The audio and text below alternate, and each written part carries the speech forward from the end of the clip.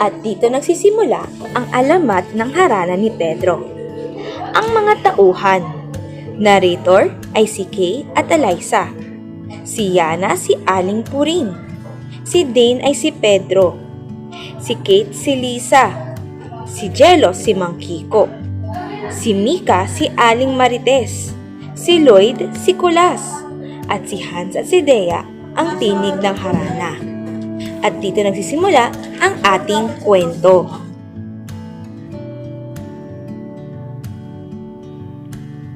Noong unang panahon, sa isang baryo ng San Pag-ibig, may dalawang magkaibigan na si Pedro at Lisa. Silang dalawa ay nagkakilala sa kanilang eskwelahan at naging matalik na magkaibigan.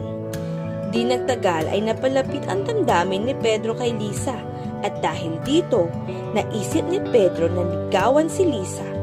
Sa tulong ng kanyang kaibigan na si Kulas, ay lumapit si Pedro kay Lisa upang tanungin kung pwede ba siyang ligawan.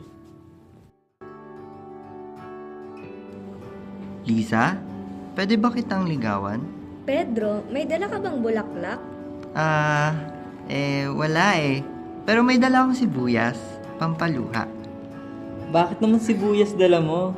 Ang corny mo naman. At may narinig na tinig si Pedro sa kanyang utak tungkol sa kanyang paghaharana. Pedro, unang tip. Bulaklak, hindi sibuyas.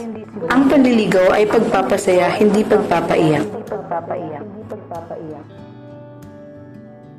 Matapos ang hindi magandang simula ng kanyang panliligaw, umuwi si Pedro na bigo ang puso para kay Liza.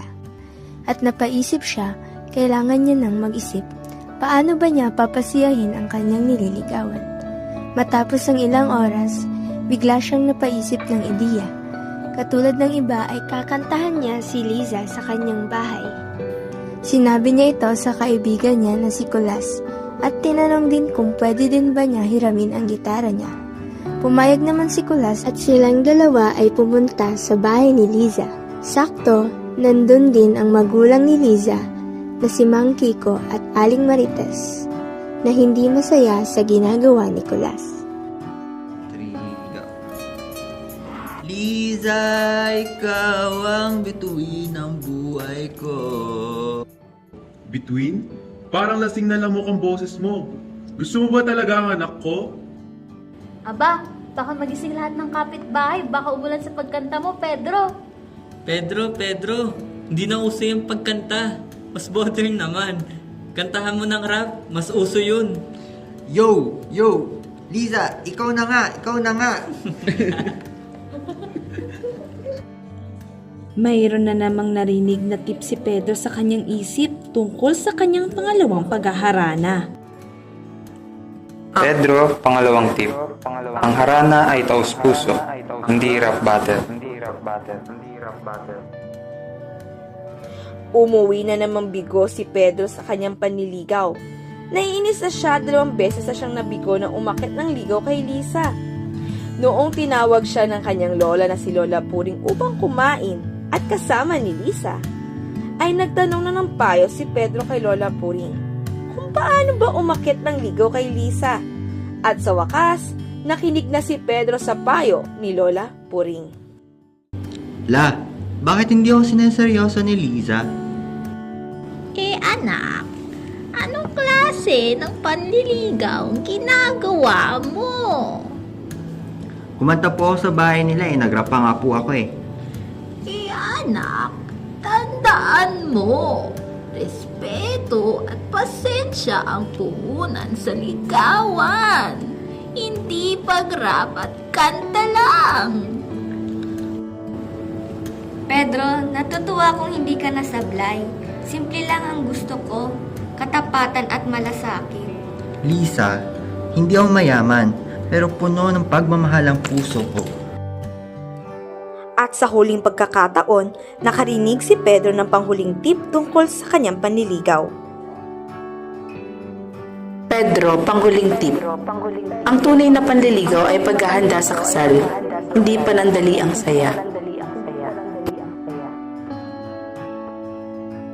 At dahil sa payo ni Lola Puring, ay maayos na niligawan ni Pedro si Liza.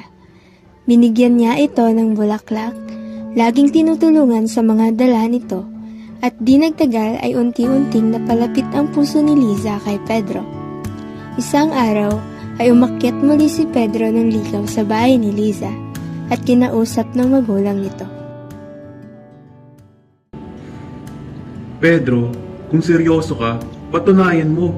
Hindi puro kanta, hindi puro rap, kundi gawa. Tutulong ako sa bukid, sa bahay, at higit sa lahat, iingatan ko si Liza. Aba, may libre bang sample ng pagmamahal?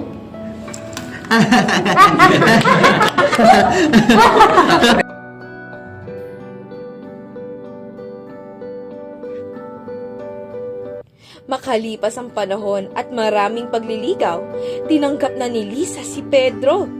Sila ay nagpakasal sa isang simbahan sa kanilang baryo kasama ng kanilang mga magulang at kaibigan. Sa hirap at ginhawa, kayo'y magkasama. Salamat Liza. Salamat Mang Kiko.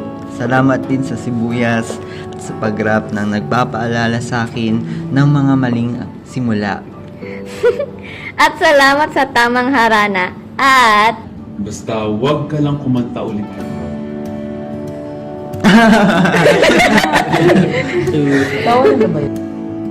At dyan nagwawakas ang alamat ng harana ni Pedro.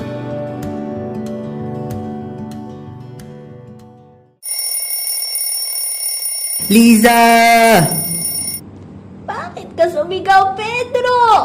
Kauma-umaga ang lakas ng boses mo. Ay, Lola, sensya na. Baba na ako. Sige, bumaba ka na at kakain tayo. Panaginip lang pala yun.